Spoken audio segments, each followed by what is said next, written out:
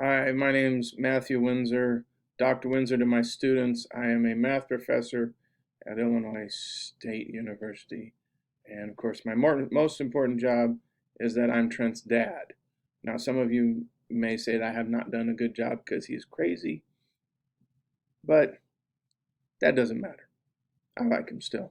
Anyway, um, Trent asked me to talk a little bit about math rock. Now, I was a bit skeptical because I've heard a lot of mathy things in my career, and math rock was definitely not on the top of my list. In fact, I thought he was just making it up. So then when he played some for me, um, they weren't saying Pythagoras, Pythagoras. They weren't doing that. That was kind of what I was expecting. Circle, circle, circle, circle.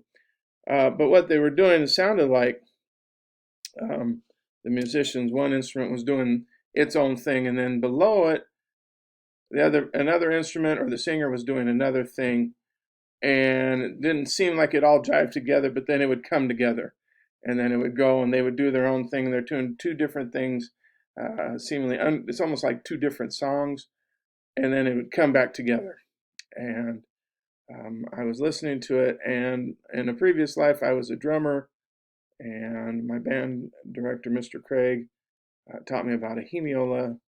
I'm going to get this wrong, but it's um, a round beat in a square meter, or is it a round meter in a square beat? Yeah. If you don't know music, neither do I. It's been a while. But it kind of sounded like this. It was like this.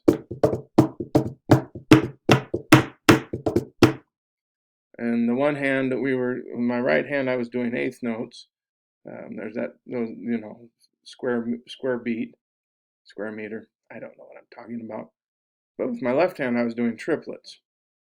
And so the left hand and the right hand seemingly weren't jiving together, but they would meet up ever so often. And so then I was like, well, let's think about math for a second. I know you're like, oh gosh, math, no, but it'll be okay. I only do a little bit of math here. Um, as I was thinking about this math rock, I started thinking about common denominators. You're like, not fractions, no. Yes, fractions. And so I've got this picture here. I'm assuming this is a measure. If you don't know what a measure is, well, then that's Trent's job to teach you that. But let's say I want someone to be playing 3 beats in a measure. I want the other person to be playing 4 beats in a measure. How can we do this at the same time um, without being totally messed up, and with them being able to meet at the end of the measure, at the beginning of the measure, wherever they're going to meet, they need to meet.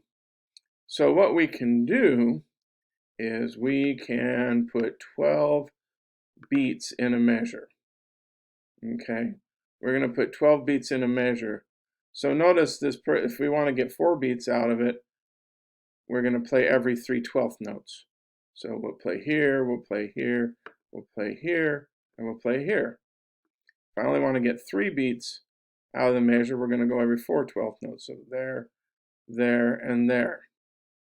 Okay, these are called equivalent fractions for you who are playing along in the math world and cheering because you miss fractions as much as you miss Miss Smith, your third grade teacher. So that's what's going on. I think this is what's going on in this math rock is they're in one measure, they're putting in some common denominator. Well, I want someone to do 4 beats in a measure. I want my bassist to do 3 beats in a measure. So what we're going to do is we're going to have 12 beats in a measure, and then we're going to write the song so that the lead guitar is going to be doing 4 beats in a measure, the bassist is doing 3 beats in a measure, but every 12 beats, they're going to come back together. Hence the name Math Rock. I don't know. Trent's been telling you all this stuff about the origin of the name and everything. I just think it's great that there's more math out in the world. And here's a use for common denominators. You just thought that it was just to be in pain in 4th and 5th grade and 6th grade and 7th grade and 8th grade. and maybe even some in ninth grade. But it wasn't. It was so that we could produce math rock, which arguably is probably the most beautiful rock there is. All right, well, that's my spiel. Trent, I don't know if I helped you. Have a great day. We'll talk to you later.